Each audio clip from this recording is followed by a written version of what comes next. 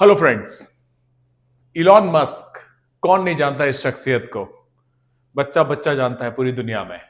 Space x, Tesla, x, ऐसी तमाम अतरंगी स्टार्टअप्स जो इन्होंने तहलका मचा दिया पूरी दुनिया में। टेक्नोलॉजी के बादशाह, जिनके ऊपर शायद आयरन मैन जो कॉमिक्स आपने पढ़ी है और मार्वल की मूवीज, वो सब भी बेस्ड है, उसमें आयरन मैन है, वो बेस्ड है। सो टेक्नोलॉजी के जादूगर कहा जाता है।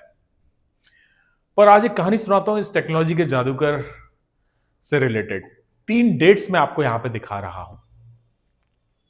मार्च 2006, मार्च 2007 और अगस्त 2008।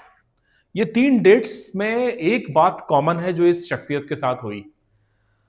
वो था फाल्कन 1 का अनसक्सेसफुल होना। 3 बार लगातार किसी रॉकेट को लॉन्च करना और उसका असफल रहना, ये कोई मजाक नहीं है, कोई आम बात नहीं है। क्योंकि आमतौर पर रॉकेट लॉन्च जैसी चीज सरकारें करती हैं, क्योंकि उनके पास ही इतनी डीप पॉकेट्स होती है, इतना बड़ा बजट होता है कि अगर रॉकेट लॉन्च जैसी कोई बड़ी चीज नहीं चली तो क्या होगा। पर यह कहानी मैं आपको सुना रहा हूं इस इतनी बड़ी असफलता की, इलॉन मस्क की असफलता की कहानी है ये। 3 बार असफल होने के बाद चौथी बार में उनको फाल्कन 1 रॉकेट एक्चुअली ऑर्बिट में भेजने का साहस कर पाए, सफलता मिली और सितंबर 2008 में उन्होंने फाइनली ये काम किया और कर दिखाया। कहने का मतलब यह है कि अगर आप बड़े होते हैं, आपका सपना बड़ा है, बड़ा सोचते हैं, तो आपको एक बात के लिए तैयार होना है। आप जितने बड़े होते हैं, आप गिरेंगे उतने ही जोर से। You fall fast, the bigger you are the harder you fall. उतनी जोर की आपको लगेगी। और अगर आप बड़ा सपना देख रहे हैं, अगर आप बड़े हैं, कद में बड़े हैं, रिस्क बड़ा लेते हैं, साइज में बड़े हैं, तो आपको उतनी ही चोट लगने के पूरे पूरे चांस हैं। आपको मेंटली रेडी होना है। पर यह कहानी मैं आज आपको सिखा क्यों रहा हूं?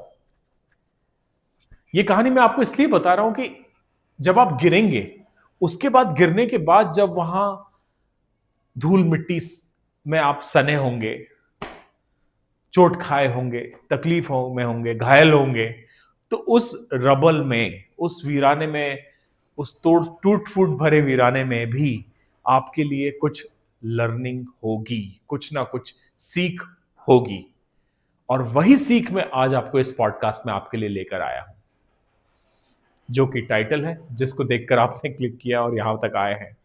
अगर गिरना ही है आपको, अगर आपने ठान लिया है कि कुछ रिस्की करेंगे, कुछ बड़ा करेंगे, और आपको पता है कि इसकी वजह से आप गिरेंगे, तो क्यों ना जल्दी गिरा जाए। अगर गिरना ही है, चोट ही खानी है, तो जल्दी चोट खाई जाए। ऐसा क्यों? जल्दी चोट खाने से तो आप अपने आप को न्योता दे रहे हैं, आ बैल मुझे मार, कोई कह सकता है। पर यह एक बहुत आक्रामक शैली हो सकती है आपकी सक्सेस की, और इसमें कुछ बुद्धिमानी भी छुपी है, कुछ विजडम वाले लेसन भी छुपे हैं। तो इसके बारे में आज हम चर्चा करेंगे।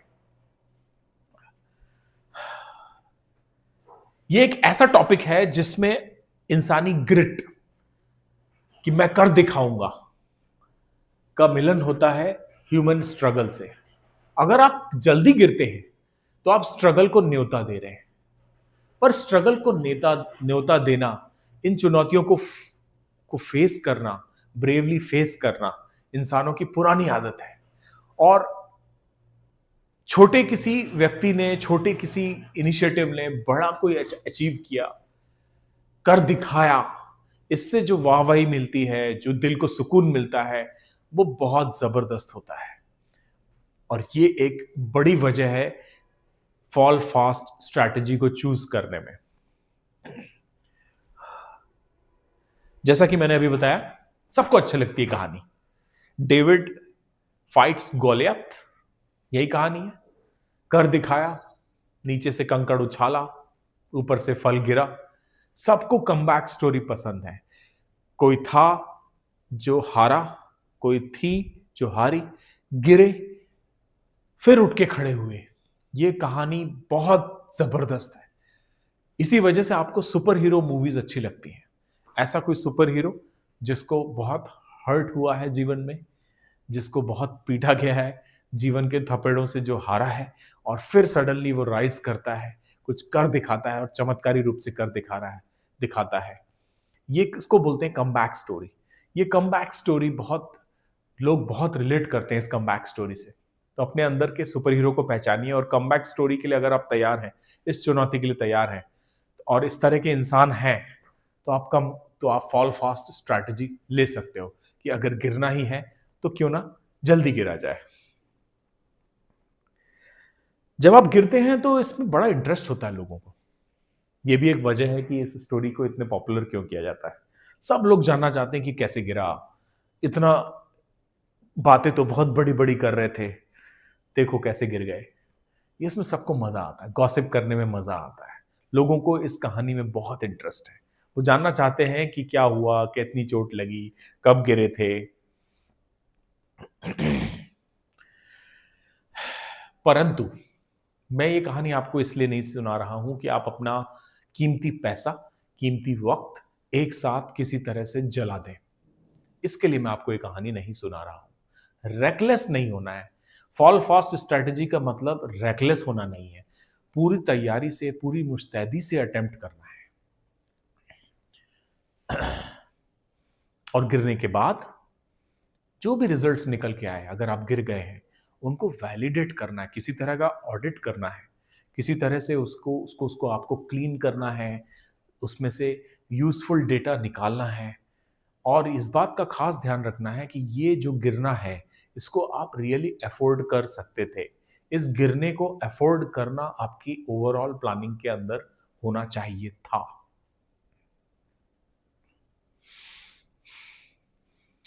एक महत्वपूर्ण बात फॉल फास्ट स्ट्रैटेजी में ये है कि इसमें ये पता चल जाता है कि किस किस तरह से गलतियां हो सकती हैं और किस किस तरह से हम फेल हो सकते हैं। ये एक्चुअली रिसोर्स बचाता है।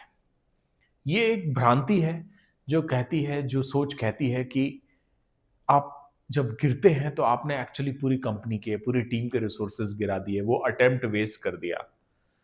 हमारा ऐसा मानना है कि वो रिसोर्सेज वेस्ट नहीं हुए। वो रिसोर्सेज, आपको वो सारे तरीके पता चल गए गिरने की वजह से कि जिनसे गिरा जा सकता है, जिन वजहों से आप फेल हो सकते हैं। और एक्चुअल फेल होना किसी भी तरह के सिमुलेशन से, किसी भी तरह के अंदाजे से, ड्राइंग बोर्ड पे किए हुए कैलकुलेशन से बहुत बेहतर होता है। और इससे जो निकल के डेटा आएगा वो बेशकीमती डेटा होता है। तो उस डेटा को यूज करना आपको आना चाहिए और चाहिए। फेलियर का मतलब यह नहीं होता है कि सक्सेस का इन्वर्सली प्रोपोर्शनल। इन्वर्सली प्रोपोर्शनल मतलब सक्स जितना आपको कम सक्सेस मिलेगी उतने ज्यादा आप फेल माने जाएंगे? बिल्कुल नहीं। जितनी ज्यादा बार आप फेल होंगे उतना कम आपको सक्सेस मिलेगी? बिल्कुल भी नहीं। बिल्कुल गलत बात है, ये बिल्कुल ही गलत बात है। फेलियर कभी भी इस तरह से नहीं आपको सताता। फेलियर एक तरह का डेटा बनता है, एक तरह का यूजफुल इंफॉर्मेशन बनता है जो आगे आप जिसके रिजल्ट्स को, जिसकी वजह से आप रिजल्ट्स को एक्चुअली एंजॉय करते हैं। फेलियर के बाद जब आप राइज करते हैं, जब आप खब उठ के फिर से खड़े होते हैं, ये बात बहुत इंपॉर्टेंट है आपके लिए जानना कि फेलियर के बाद जब आप पिवट करके खड़े होते हैं, पिवट ही को बोलूंगा मैं। पिवट मतलब कुछ तो अलग करेंगे ना। फेलियर के बाद आप एग्जैक्टली वही चीज तो नहीं करेंगे ना जिसकी वजह से आप फेल हुए। इसी को पिवट कहा जाता है। आपने कुछ एक डिफरेंट प्लान बनाया, कुछ डिफरेंट कैलकुलेशन किया, प्रोडक्ट चेंज कर दिया, कुछ नया करने की ठानी। तो वो जो पिवट करके जब आप राइज करते हैं, उससे आपको सफलता मिलने के चांसेस कई कई गुना बढ़ जाते हैं, कई कई गुना बढ़ जाते हैं। और 10% जैसा कि मैंने यहां पे दिखाया है, आपके सक्सेस के चांस भले ही 10% हो, लेकिन उस पिवट के बाद जो आपको सफलता हाथ लगेगी वो बहुत कमाल की होगी। Just when you are about to give up, remember the pivot is waiting for you, the rise is waiting for you. So rise and enjoy. भ्रांति जो हमने अभी बात किया, सबको लगता है कि जब आप फेल होते हैं तो उसमें पैसा, रिसोर्सेज खर्च हो जाते हैं और ऐसे रिसोर्सेज खर्च हो जाते हैं जो कॉस्ट शायद घुस गई कहीं पे। बोलते हैं कि ये इतना पैसा तो घुस गया। ये गलत है। इसको संक कॉस्ट फैलेसी कहता है। ये इसका मीनिंग है कि ये झूठ बात है। जो कॉस्ट आपने अब तक लगाई है उस प्रोजेक्ट को सक्सेसफुल बनाने के एफर्ट में, और एक अटेम्प्ट आपकी वेस्ट भी होगी, शायद आपका कोई कंपनी का बनाया हुआ नया प्रोटोटाइप वेस्ट हो जाए, वो कॉस्ट झूठी नहीं है, बेशकीमती कॉस्ट है, बहुत जरूरी कॉस्ट है। ये एक मेंटल प्रोसेस है। रिमेंबर, ये कोई रिसोर्सेज की प्रोसेस नहीं बता रहा हूं मैं आपको। ये प्रोसेस तोड़ेगी आपको, बहुत तगड़ा तोड़ेगी। आपको थपेड़े पड़ेंगे, आपको आपको उलाहना सहना पड़ेगा, लोगों का क्रिटिसिज्म भी सहना पड़ेगा, लोगों को आपको बहुत अगेंस्ट द टाइड जाके समझाना पड़ेगा। बट रिमेंबर, ये एक मेंटल चीज है। अगर as a team, as a छोटा सा जैसे आपका बिजनेस है या कॉलेज का कोई कोरियोग्राफी करने का कोई ग्रुप है, अगर आप लोग दिमागी तौर पर तैयार नहीं है इस मजबूती से बार बार गिर के जल्दी उठने वाली टेक्निक को यूज करने के लिए, तो मेरी आपको सख्त हिदायत है कि इस टेक्निक को मत यूज कीजिए। अगर उस डायरेक्शन में जाके पूरा टीम का एज ए होल जिगर है, आप उस गिरने को अफोर्ड कर सकते हैं और मेंटली इसको बर्दाश्त कर सकते हैं, तो ही इस चीज को आप प्लीज पिक करिए। एक एक बात जिसकी आपको ध्यान रखना है, एक बात वो ये है कि किसी भी तरह से आपका एंथुसियाज्म मरना नहीं चाहिए, डाई डाउन नहीं होना चाहिए। बात यह है कि आपने सपोज 2-3 बार फेल होके चौथी बार अटेम्प्ट कर रहे हैं आप कोई चीज। अब चौथी बार जब आप सपोज किसी इंटरव्यू में जा रहे हैं, वहां आपको फ्रेश दिखना है, वो अटेम्प्ट सही होनी चाहिए। सपोज आपने कोई प्रोटोटाइप बनाया, कोई मशीन बनाई, कोई औजार बनाया जिसका फंक्शन होना जरूरी है, तो चौथी अटेम्प्ट बिल्कुल फ्रेश होनी चाहिए, एंथुसियाज्म के साथ होनी चाहिए, सही टेक्निक के साथ होनी चाहिए, सही रिसोर्सेस उत्साह के साथ होनी चाहिए। नहीं तो वो चौथी अटेम्प्ट भी जस्ट वन मोर अटेम्प्ट बन के आपकी फेल हो जाएगी। फिर आप इस थ्योरी को नहीं ब्लेम कर सकते, आपको ब्लेम अपने एंथुसियाज्म को करना पड़ेगा। तो आप इस स्ट्रैटेजी को आप तभी चूज कीजिए जब वापस खड़े होके उसी ताकत से, बल्कि डबल ताकत से आप वापस भिड़ने के लिए तैयार हैं।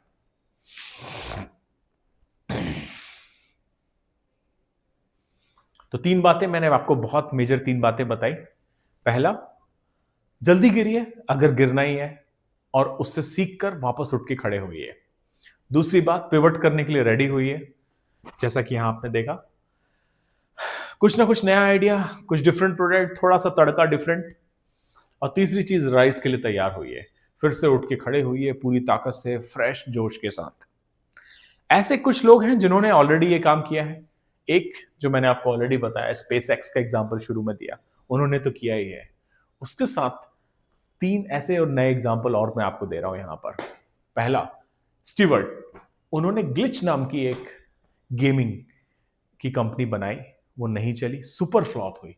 उसमें जो चैटबॉट में उन्होंने टेक्निक यूज करी, उसको यूज करके एक बहुत बड़ी कंपनी स्लैक बनाई, दुनिया की सबसे बड़ी बेहतरीन कंपनीज में से एक।